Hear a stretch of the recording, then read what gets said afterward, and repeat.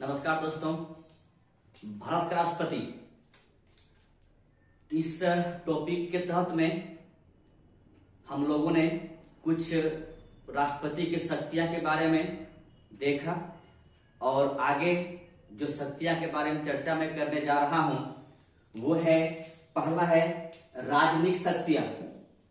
राजनीतिक शक्तियां में देखिए होता क्या है, जैसे कि हमारे देश में कुछ राजदूत या कूटनीतिज्ञ दूसरे देशों में यानी विदेशों में जाते हैं, वहां पर अपना ऑफिस बनाते हैं और वहां पर अपना कार्यभार देखते हैं। उस देशों के साथ में अपना संबंध को स्थापित किया जाता है, भारत और उस देश के साथ में, ठीक है। उसी तरह विदेश से भी हमारे देश में यानी भारत में अनेक राजदूत या कूटनीतिज्ञ यहाँ आते हैं, तो उन सब के बारे में राष्ट्रपति के कुछ अधिकार हैं। जैसे कि देखिए, आपको यहाँ साफ साफ लिखा हुआ है कि राजदूत एवं कूटनीतिज्ञ प्रतिनिधियों, ठीक है, राजदूत एवं कूटनीतिक प्रतिनिधियों की नियुक्ति भारत के राष्ट्रपति द्वारा किया जाता है, जो विदेश जाते हैं यानी भारत से विदेश की सफर करते हैं, ठीक है। विदेशों में मेरा ऑफिस है, विदेशों में वहां पर अपने राजदूत के तौर पर रहते हैं और उस देश के साथ, हमारे देश के साथ क्या संबंध, कैसा संबंध होगा, इससे तय किया जाता है, ठीक है। जैसे सपोज कीजिए कि हमारा देश का राजदूत कूटनीतिज्ञ फ्रांस में है, तो फ्रांस के साथ मेरा क्या रिश्ता होगा, कैसा संबंध होगा, कहीं न कहीं इन लोगों ने भी तय करते हैं और इसकी नियुक्ति राष्ट्रपति, भारत के राष्ट्रपति द्वारा किया जाता है। यानी यहां से जो विदेश जाएंगे भारतीय दूतावासों के लिए, वहां पर मेरा दूतावास होगा, वहां के लिए जो नियुक्ति किया जाएगा जिस ऑफिसर्स को, राजदूत को या कूटनीतिज्ञ को, तो उसका नियुक्ति कौन करेंगे?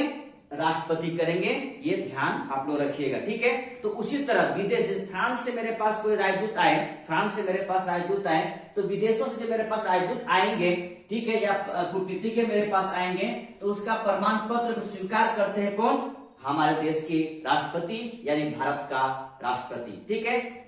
इसके बाद आप पिछला वीडियो में बता चुका आप लोगों के लिए कि हम युद्ध की घोषणा करना या फिर संधि करना या समझौता करना, ये राष्ट्रपति के ही शक्ति के तहत में ये भी आता है, ठीक है। तो कहीं न कहीं ये भी आप यहाँ पर नजर आएगा कि हम विदेशों के साथ युद्ध करना या फिर उसके साथ संबंध स्थापित करना, यह हम भारत राष्ट्रपति का ही शक्ति का एक अंग भी आप मान सकते हैं, ठीक है।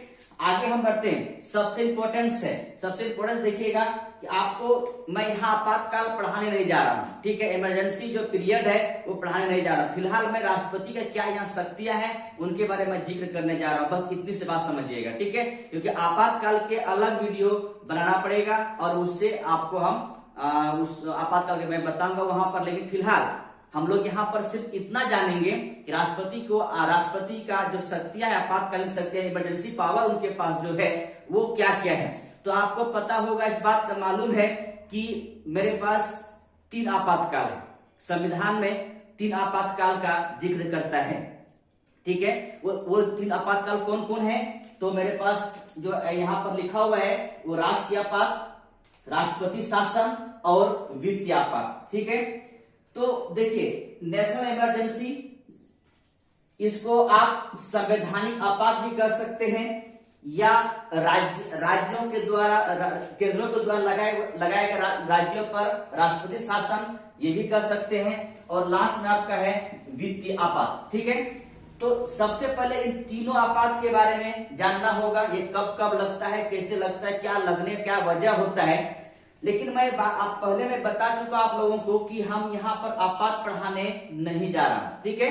आपातकाल पढ़ाने के लिए मैं नहीं जा रहा हूं, लेकिन यहाँ पर जिक्र हो रहा है तो कुछ तो बताना पड़ेगा।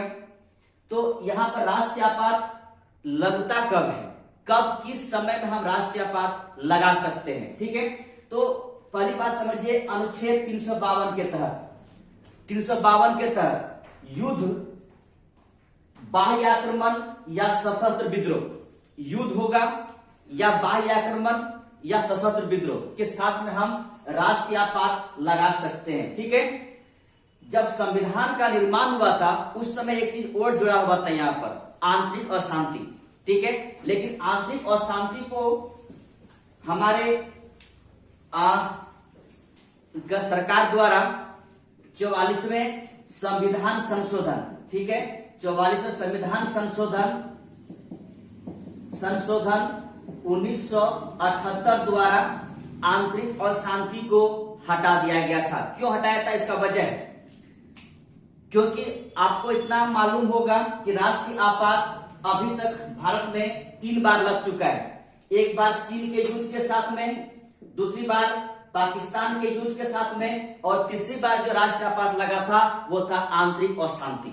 आंतरिक अशांति की वजह से राष्ट्रीय आपात इंदिरा गांधी द्वारा लगाया गया था। उस समय हमारे देश का प्रधानमंत्री इंदिरा गांधी थी और उसी ने लगाया था राष्ट्रीय आपात, जो कि वजह था आंतरिक अशांति। ठीक है, रखिएगा।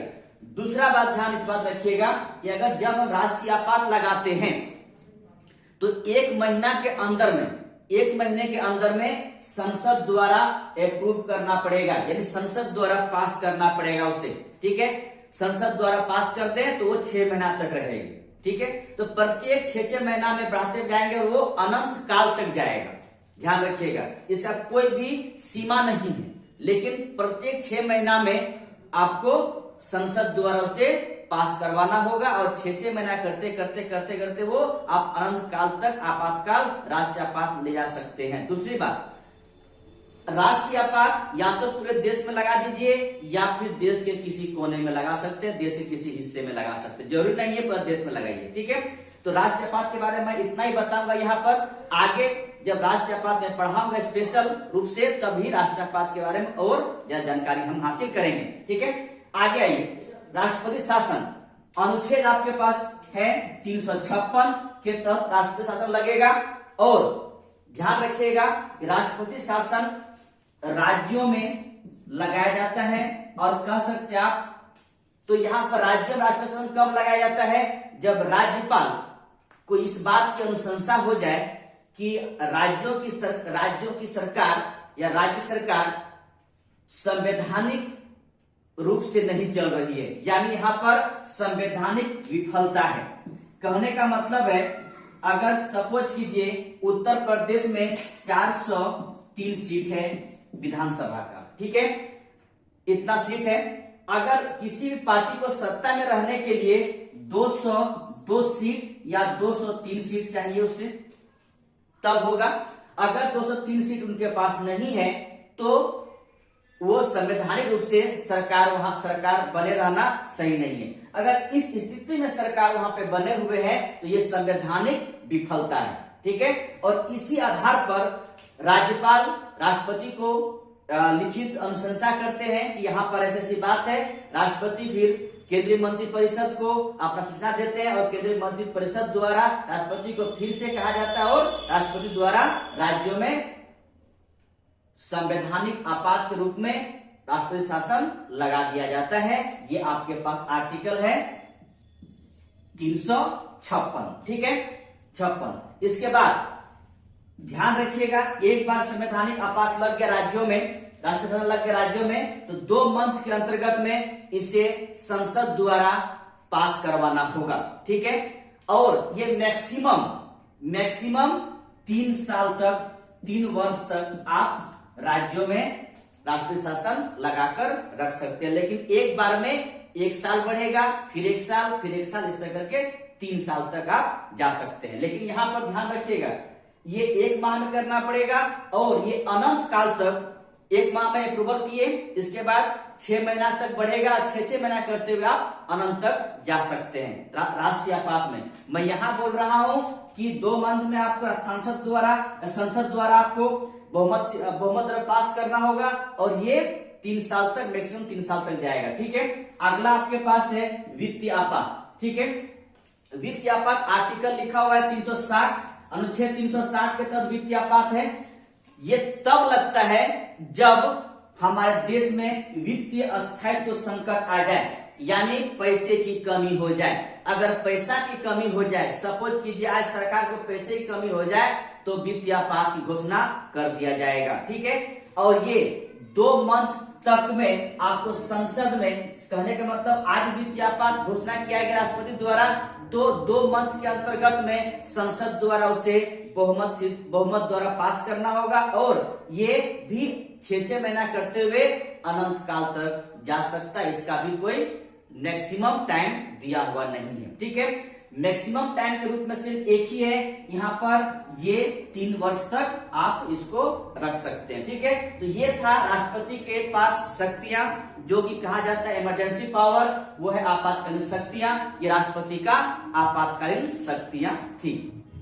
इसके अलावा भी राष्ट्रपति के पास कुछ शक्तियां हैं, जैसे विवेक की शक्तियां, यानी अपने विवेक पर कुछ शक्ति होता है, काम करते हैं। जैसे कहा जाए कि मान लिया जाए कि अभी चुनाव हो, आम चुनाव हो देश अपने भारत में, और वो खंडित जनादेश मिल जाए।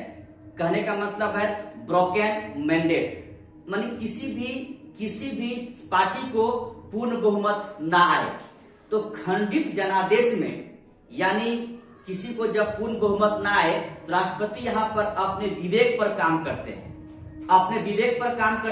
और विवेक के द्वारा जिससे वो लगे, राष्ट्रपति को लगे कि ये व्यक्ति को हम बुलाएं और ये सत्ता दे और ये अपना बहुमत सिद्ध कर दे, तो उसे पीएम के तौर पर शपथ ग्रहण करवा देंगे। ये जरूरी नहीं होता है कि सपोज कीजिए आप कि बिहार अभी बीजेपी के पास 140 सीट है और कांग्रेस के पास 123 सीट है, तो जरूरी नहीं बीजेपी को बुलाएंगे। अगर राष्ट्रपति को ये लग जाए कि कांग्रेस को अगर बुलाकर इसको सत्ता दिया जाए और ये अपना बहुमत सिद्ध करने में सक्षम हो जाए, तो कांग्रेस को ही वो बुला सकते हैं। यहाँ पर राष्ट्रपति का अपना विवेक पर काम किया जाता है, इसी को कहते हैं विवेक की शक्ति, और एकमात्र शक्ति इसके पास है। और दूसरी बात ध्यान रखिएगा कि इसमें तब बुलाते हैं ये जब मैंडेट फुल ना आए, यानी ब्रोकन मैंडेट आए, और इसी को हिंदी में कहा जाता है खंडित जनादेश। तो खंडित जनादेश के समय में राष्ट्रपति अपना विवेक द्वारा काम करते हैं कि किसे बुलाना है और किसे पीएम के तौर पर शपथ दिलवाना है। एक और शक्तियां हैं, जैसे कि उसके पास उन्मुक्तियां या विशेषाधिकार है। यहां पर सिर्फ इतना समझना है कि अनुच्छेद 361 के तहत में राष्ट्रपति और राज्यपाल को, दोनों को ये उन्मुक्तियां दिया हुआ है, विशेषाधिकार दिया हुआ है कि अगर वो जब पद पर बैठे हों, तो उस वक्त किसी भी तरीके से आप उसे कारावास की सजा या फिर जेल जाना, या फिर उस पर जो पिछले कोई केस हो उसको उस समय चालू आप नहीं कर सकते हैं। उस पर कोई भी पिछला केस है, अगर आप उसे चालू करना चाहते हैं, फिर से उसको मतलब कोर्ट में लाना चाहते हैं, तो आपको क्या करना पड़ेगा, पहले राष्ट्रपति और राज्यपाल दोनों को, अगर दोनों के हाथ में ऐसा करना चाहते हैं, तो दोनों को पहले अपने पद से उन्मुक्त करना होगा, पद से हटाना पड़ेगा। पद से हटाने के बाद उसके लिए आप कुछ भी कर सकते हैं। कहने का मतलब है कि आप केस को खोल सकते हैं, फिर से सजा, जो भी सजा हो आप दिलवा सकते हैं कोर्ट द्वारा, ये बात अलग है। लेकिन पद पे बैठे रहते हुए किसी प्रकार से उसे आप किसी तरह केस पर आप उसे फंसा नहीं सकते, या फिर आप उसको कोर्ट बुला नहीं सकते। ये आर्टिकल 361 के तहत ध्यान रखिएगा। ठीक है, बस इतना सी बातें हैं राष्ट्रपति का, यहाँ तक शक्तियां थी। आप लोग पूरी तरह आप शक्तियों के बारे में मैंने जितना भी हो सका मैं बताया। और चलिए, एक चीज इसका बचा हुआ राष्ट्रपति का, वो है राष्ट्रपति का वीटो पावर। ठीक है, तो वीटो पावर के लिए हम आगे बढ़ते हैं और वीटो पावर को देखते हैं, वीटो पावर में क्या क्या है। भारत का राष्ट्रपति में मात्र उसका एकमात्र शक्ति लास्ट बचा हुआ है, वो है वीटो शक्ति, वीटो पावर। वीटो पावर के तहत में हमारा संविधान द्वारा 3 प्रकार वीटो दिया गया है। तो उन संविधान द्वारा वीटो पावर दिया गया राष्ट्रपति को, तो उस वीटो पावर का उपयोग राष्ट्रपति करते हैं, समय समय पर करते हैं। लेकिन यहां पर आपको इस बात का ध्यान रखना पड़ेगा कि वीटो का शाब्दिक अर्थ क्या है। वीटो एक लैटिन भाषा है, उसका अर्थ होता है रोकना, यानी विधेयक को रोकना। कहने का मतलब यहाँ पर यह हुआ, राष्ट्रपति द्वारा समय समय पर कुछ विधेयकों को रोका जाता है। जैसे कि मान लीजिए कि सरकार द्वारा कोई विधेयक राष्ट्रपति के पास लाया गया साइन करने के लिए, तो राष्ट्रपति के ऊपर डिपेंड करता है कि साइन करे या ना करे, या फिर अपना वीटो पावर का इस्तेमाल करे। ठीक है, तो जो वीटो पावर का इस्तेमाल करते हैं, तो उन्हीं वीटो पावर के बारे में जानना है। यहाँ पर आज जानिए आप लोग कि 3 प्रकार का हमारे संविधान में वीटो पावर दिया गया राष्ट्रपति को। उन तीनों वीटो को हम यहाँ पर विस्तार रूप से जानेंगे। ठीक है, ध्यान इस बात को रखना होगा कि वीटो पावर जो मेरे पास है, तो वीटो पावर को राष्ट्रपति कब कब इस्तेमाल करते हैं या कब कब प्रयोग करते हैं। ठीक है, तो पहला वीटो के बारे में आपके पास आ रहा है, वो है अत्यधिक वीटो। ठीक है, यानी एब्सोल्यूट वीटो। एब्सोल्यूट वीटो का मतलब है कि ये कहने का मतलब ये है कि सरकार या राष्ट्रपति द्वारा इसे कब इस्तेमाल किया जाता है, कब इस्तेमाल किया जाता है। तो अत्यधिक वीटो जो आपके पास दिखाई पड़ रहा है बोर्ड पर, ये वीटो को इस्तेमाल राष्ट्रपति गैर सरकारी विधेयक पर करते हैं।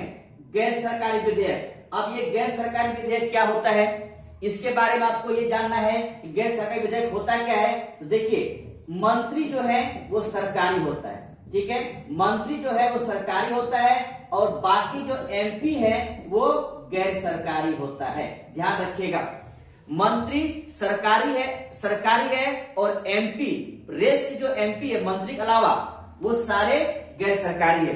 अगर गैर सरकारी विधेयक आया, यानी गैर सरकार द्वारा नहीं बल्कि सरकार से इतर जाकर कोई विधेयक लाकर राष्ट्रपति के पास साइन करने के लिए गए, तो राष्ट्रपति पर डिपेंड करता है कि साइन करे या ना करे। ठीक है, तो राष्ट्रपति हो ना हो एक बार मना कर देंगे कि मुझे साइन नहीं करना है, तो फिर वो विधेयक जिंदगी में कभी भी दोबारा नहीं आने वाला है संसद में, संसद पर नहीं रखा जाएगा। ठीक है, एक बार अगर राष्ट्रपति मना कर दे कि साइन मुझे नहीं करना है, तो दोबारा कभी भी संसद पे वो विधेयक नहीं आएगा।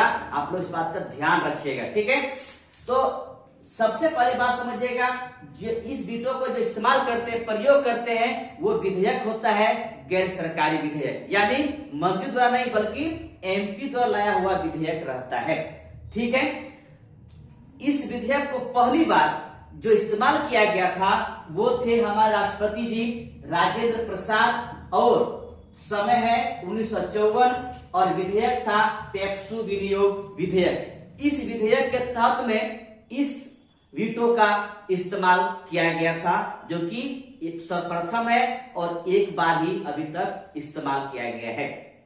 ठीक है, अत्यंत आप समझ गए, लेकिन ध्यान रखिएगा, राष्ट्रपति अगर साइन करने के लिए मना कर दिया गया तो दोबारा फिर कभी भी वो संसद के पटल पे नहीं रखा जाएगा। ठीक है, ये अत्यंत वीटो हो गया।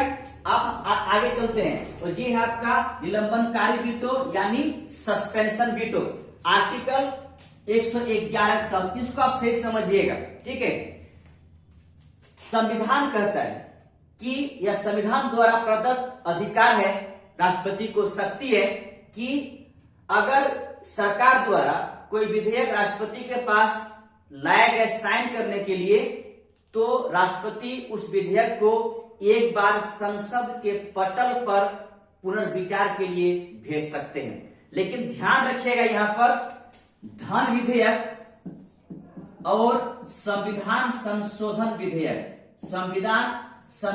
विधेयक, इन दोनों विधेयक को राष्ट्रपति पुनर्विचार के लिए वापस नहीं कर सकते हैं। ध्यान रखिएगा, धन विधेयक और संविधान संशोधन विधेयक, इन दोनों विधेयक को राष्ट्रपति द्वारा पुनर्विचार के संसद के पटल पर दोबारा नहीं भेज सकते हैं, इस पर साइन करना पड़ेगा। ठीक है, इसके अलावा जितना भी विधेयक है, राष्ट्रपति एक बार अनुच्छेद 111 के तहत में उस विधेयक को संसद के पटल पर पुनर्विचार के लिए भेजते हैं। लेकिन अगर पुनर्विचार के बाद वो विधेयक आ जाए राष्ट्रपति के पास, तो राष्ट्रपति को साइन करना पड़ेगा, इस पर राष्ट्रपति बाध्य है। ठीक है, लेकिन एक बात और ध्यान रखिएगा 42वें संविधान संशोधन 1976 में कहा गया था कि राष्ट्रपति पुनर्विचार के लिए कोई विधेयक को वापस नहीं कर सकते हैं।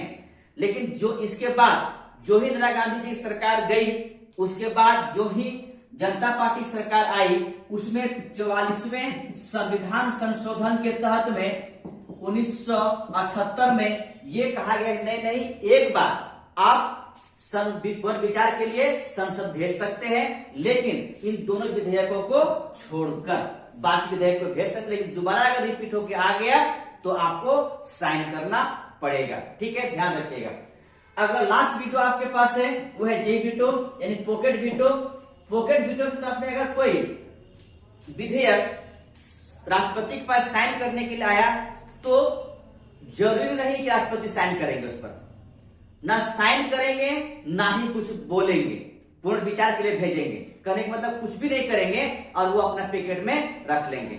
इसी को कहा जाता है पॉकेट वीटो, यानी राष्ट्रपति के मुंह पे लग गया ताला, कुछ नहीं बोलने वाले, ना बोलेंगे कि आप लेके जाइए इसको, फिर से लेके आइए, वो वाला बात नहीं है, और ना ही कुछ अपना वक्तव्य देंगे, कुछ भी नहीं करेंगे और अपने पास रख लेंगे पैकेट में। इसी को कहेंगे पॉकेट वीटो। ठीक है, ये सबसे पहली बार 1986 में अप्लाई किया गया था। उस समय हमारा राष्ट्रपति हुआ करते ज्ञानी जैल सिंह, और विधेयक था संविधान भारतीय डाक संशोधन विधेयक। ठीक है, तो ये तीनों वीटो के बारे में समझाया आप लोगों को, और ये आपका अंतिम शक्ति के रूप में था, राष्ट्रपति का अंतिम शक्ति। ठीक है, तो राष्ट्रपति को मैंने बहुत अच्छी तरह से आप लोग को पढ़ाया, समझाया, फिर भी आप कुछ कमियां बच गई होगी तो आप लोग थोड़ा कमेंट करेंगे, हो ना हो उस पर हम कुछ अपना अमल कर सकें। और दोस्तों ध्यान रखिएगा, अधिक से अधिक शेयर करेंगे, लाइक करेंगे और सब्सक्राइब करेंगे अगर वीडियो आपको अच्छा लगे तो, क्योंकि आप शेयर करेंगे, लाइक करेंगे, सब्सक्राइब करेंगे तो मुझे और ज्यादा वीडियो बनाने का उत्साह वर्धक होगी और हम वीडियो बनाएंगे और आप तक पहुंचाते रहेंगे। Thank you.